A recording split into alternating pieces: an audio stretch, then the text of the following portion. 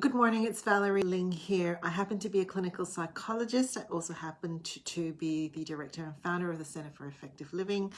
I also happen to be a human being living through some very interesting times at the moment. I've titled this live video For a Time Such as This. You will know, if you have followed me, my thoughts about the self-care movement. Recently, I've been talking about venting. I've been talking about how it really doesn't help us to go through a vent and self-care cycle. And you may have also heard me talk in the past that the self-care movement actually came from freedoms of rights and liberties and from the civil rights movement. And for a time such as this is probably an interesting title for my life, because for a time such as this, when we do see an outcry and an outpouring of emotion, but also of purpose. The self-care movement comes from this space. So here are my reflections at this point in time. The first reaction is it's so much easier to just shut it out and say it's really too hard and too much and too difficult. I admit I've had that reaction. I've already got so much going on in my world. Then I've got my family. Then I've got the people around me. I'm just dealing with COVID and the big purple bruise that the world has. I don't know if I have the capacity or the space to take in another round of distress. But this is the thing. For a time such as this, there is a time when we need to make the space. We need to do the hard work to reflect, because history will write what it remembers. And who remembers depends on who will stand up and say something and make it count. We can allow history to be written by the selective memories, or we can actually rewrite the history now. I want to tell you a story of, for me, Tiananmen Square, something that I have spoken about before, but I'm not sure if I've given you this further bit of the story. Tiananmen Square was my turning point as a teenager, when I realized the world was not as it was. Actually, if I really think about it, it probably sparked then a kind of a position of advocacy for some issues. The interesting thing is, several years later, as an adult, I was speaking to some university students who had come from China, and I mentioned Tiananmen Square, and they did not know what I was talking about.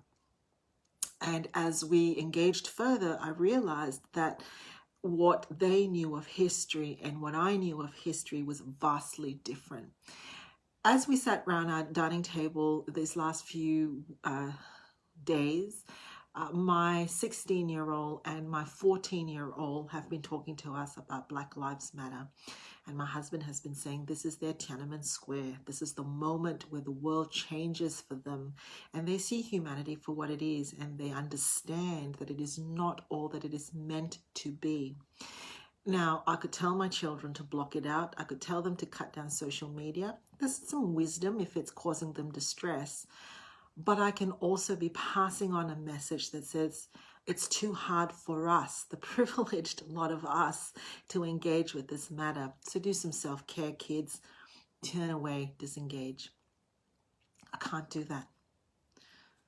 I can't have kids who 5 years down, 10 years down the line look back on history and say, that's not really what happened.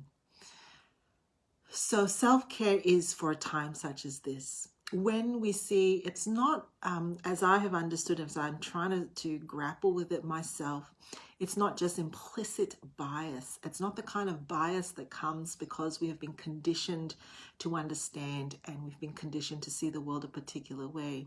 It is systematic oppression. It is systematic bias. Look at the data, look at the literature, and where I'm at right now is I'm actually needing to relearn some Australian history. I kind of dropped history when I was in high school, which was a sad thing. We need to engage, and we need to make sure that we don't become a people of apathy and a people of bias and a people of, ignorance as well. I don't really know what that looks like. I just know that each one of us has been given a conscience, and each one of us has the capacity to expand our resources, to expand our reflection time, to be generous and to give it to others, to make space to engage with things that may be difficult, because we can't allow these voices to die down. So, for a time such as this is the true origins, perhaps, if I dare say, of self-care. It is to preserve a voice. It is to preserve a space that says this matters. This requires our attention. This requires our engagement in whatever form that is. Whether it's to be able to tolerate some self-evaluation and reflection on our part as to how little we know and how much we perpetuate this bias. Whether it's practically being able to engage in ways that promote this message. Whether it's in ways that actually creates the environment to put this top of mind at this moment and ask ourselves, how can we be a part of a change that is needed and necessary and systemic? Those are my thoughts this morning.